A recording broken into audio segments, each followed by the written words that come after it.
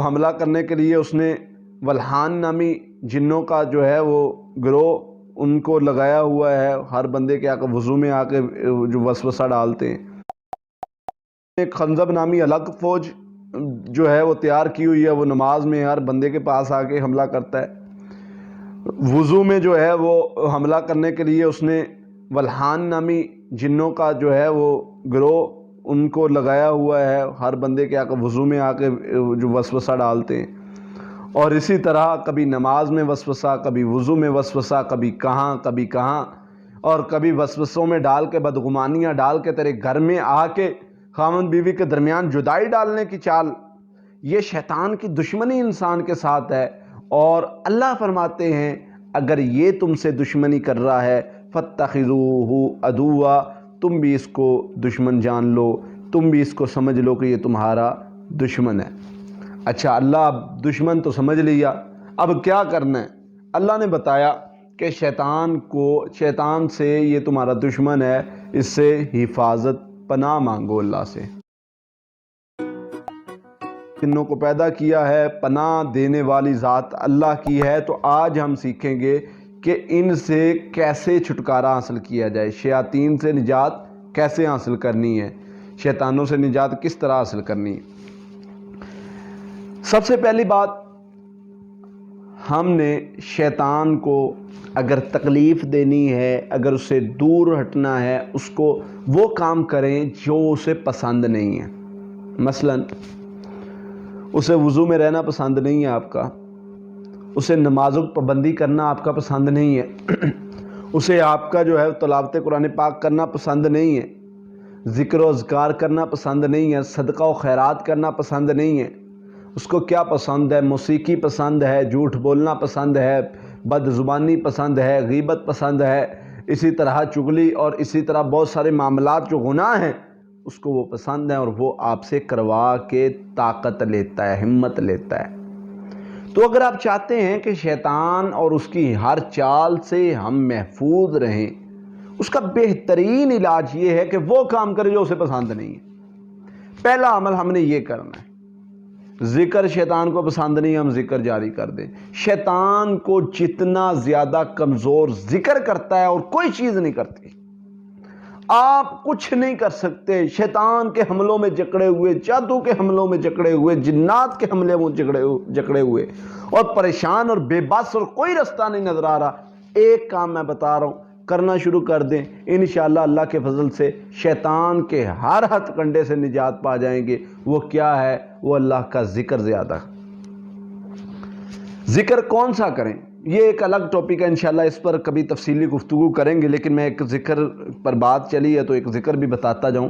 لا الہ الا اللہ وحدہ لا شریک لہ لہ الملک ولہ الحمد وہو علی کل شیء قدیر۔ یہ کلمہ شیطان پر بہت زیادہ بھاری ہے، شیطان کو کمزور کرتا ہے، شیطان کو بھگاتا ہے، شیطان پر آگ کی طرح چلتا ہے، اور شیطان اس سے کمزور ہو کے جو انسان پر حاوی ہوا ہوتا ہے وہ بھاگ جاتا ہے۔ اب نبی صلی اللہ علیہ وسلم نے شیطان سے پناہ مانگنے کا حکم دیا، اللہ نے نبی صلی اللہ علیہ وسلم کو دیا حکم، اور نبی صلی اللہ علیہ وسلم نے ہم تک پیغام پہنچایا۔ جیسے سورہ فلق ناس میں اللہ تعالیٰ فرماتے ہیں کہ پناہ مانگو، اپنے رب کی پناہ میں آ جاؤ۔ کس چیز سے؟ اللہ تیری پناہ میں آتے ہیں، قل اعوذ برب الفلق من شر ما خلق ومن شر غاسق اذا وقب۔ اللہ تیری پناہ میں آتے ہیں، رات کے خوف سے بھی تیری پناہ میں آ گئے، رات کے شر سے بھی، جادو سے بھی، حسد سے بھی، اور ہر طرح کے معاملے سے تیری پناہ میں اللہ آتے ہیں۔ تو جو بندہ اللہ کی پناہ میں آ جاتا ہے اللہ اس کی حفاظت کر لیتے ہیں۔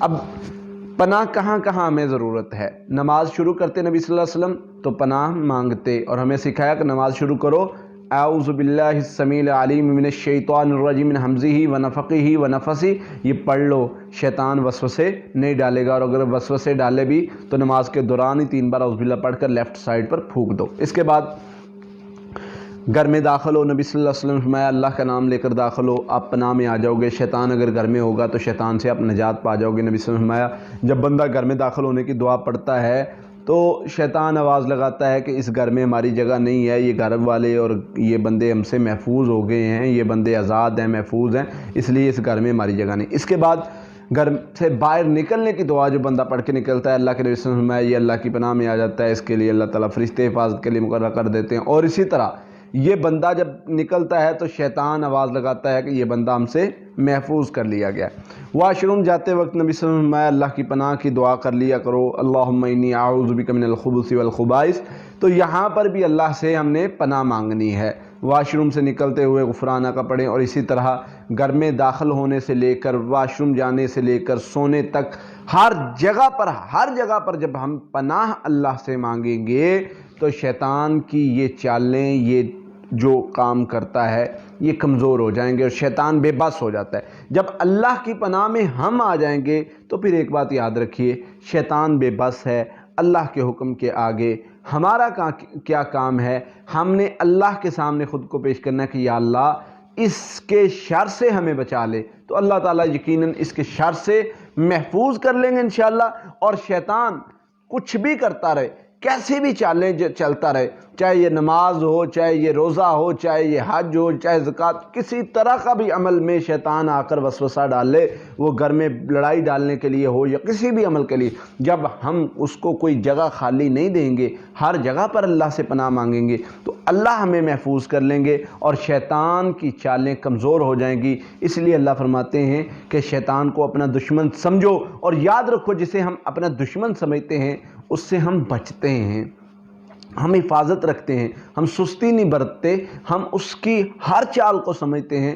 تو بدگمانی بھی شیطان کی چال ہے، برا وسوسہ بھی شیطان کی چال ہے، غصہ بھی شیطان کی چال ہے۔ تو ان ساری چالوں کو ہمیں سمجھنا ہے، ہمیں ان سے بچنا ہے، اور اس کے ساتھ ساتھ اللہ سے پناہ مانگتے رہنا ہے ہر موقع پر۔ ہر موقع پر نبی صلی اللہ علیہ وسلم نے دعا بتائی ہے، ان دعاؤں کو اپنی روٹین میں لے آئیں، شیطان کے ہر حملے سے آپ نجات پا جائیں گے اور شیطان بے بس ہو جائے گا انشاءاللہ، کمزور ہو کے آپ اس سے، یہ شیطان کمزور ہو جائے گا، اور انشاءاللہ اللہ کے فضل سے آپ ہر معاملے میں اللہ کے فضل سے، اللہ کی رحمت سے اس سے نجات پا جائیں گے۔ تو یہ اعمال کرنے سے انشاءاللہ انسان محفوظ بھی رہتا ہے، آپ محفوظ بھی رہیں گے انشاءاللہ، اور نجات بھی پا جائیں گے ہر قسم کے شیطانی شر سے۔